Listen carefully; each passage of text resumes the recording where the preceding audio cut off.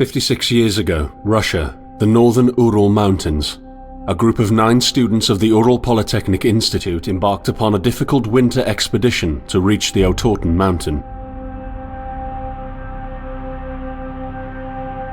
Their journey seemed to progress according to plan. However, on the 7th day of their trip, the weather conditions worsened. They lost their orientation and were forced to set up a camp on the slope of the mountain called Kholat. It was their last stop. 3 weeks later in Yekaterinburg, when their families received no word of their success, the first rescue expeditions were sent.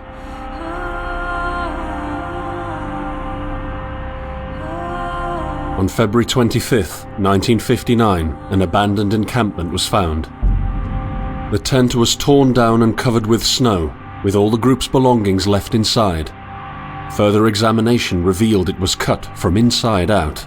The surrounding footprints indicated the crew had fled the tent. They were barefooted. This suggests a frantic escape, characteristic of people scared out of their wits. 2 sets of prints led to a forested area down the slope.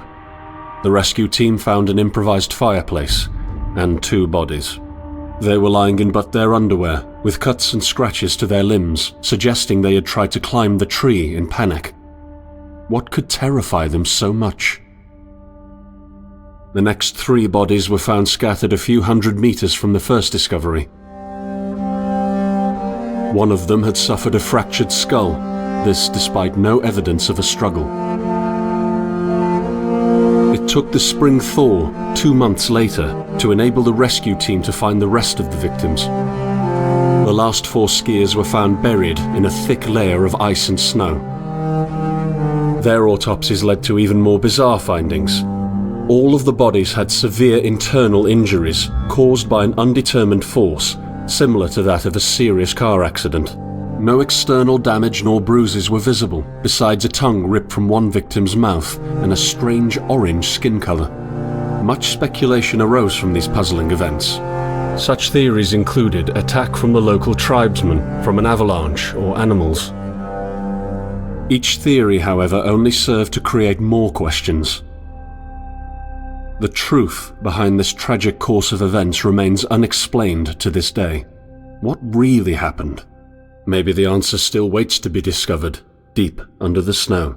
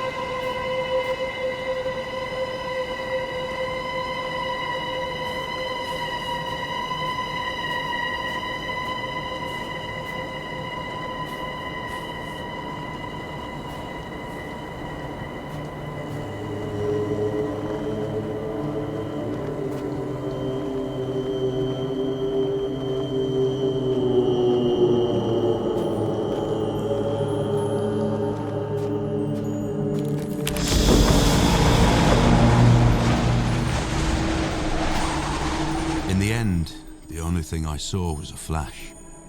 An insufferable burning light. The pain ripping apart my body. I felt it tearing out of my soul. After a while, I was nobody. Nothing. The light went out and I vanished into overwhelming darkness. I welcomed the end with delight.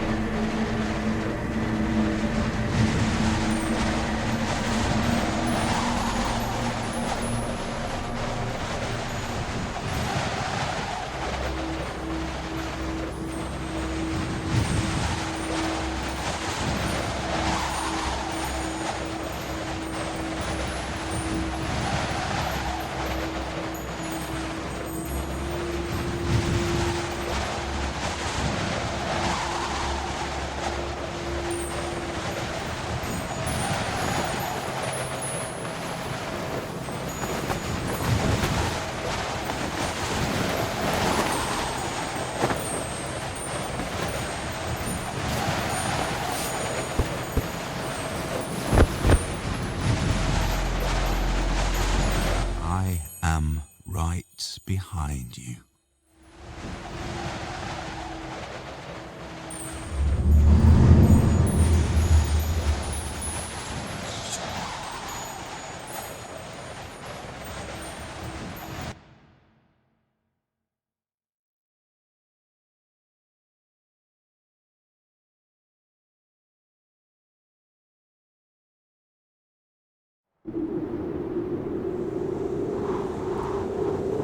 Have you ever tried to hold on to your humanity when others convince you of being no more than a subject, an object, which they can bend to their will? When they told you that you were a monster that deserved punishment, and you could really not remember your sins? When they took away your loved ones, leaving you to rot in the dark? The problem is that in their darkness, you have never been alone.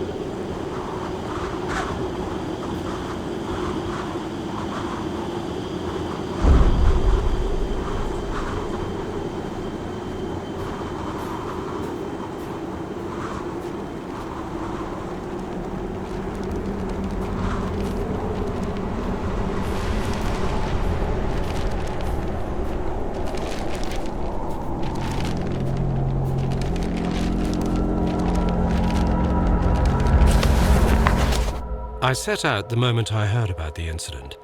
I was in the area, so I reported to the unit myself to be automatically assigned to the case.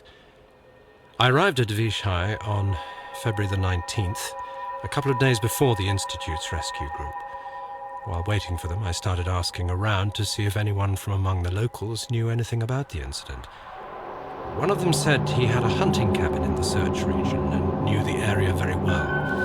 I decided to use him as a guide. When the rescue team had finally arrived, I explained to them what the unit's role was in this mission and that all discoveries or observations should be brought to my attention before anyone else's.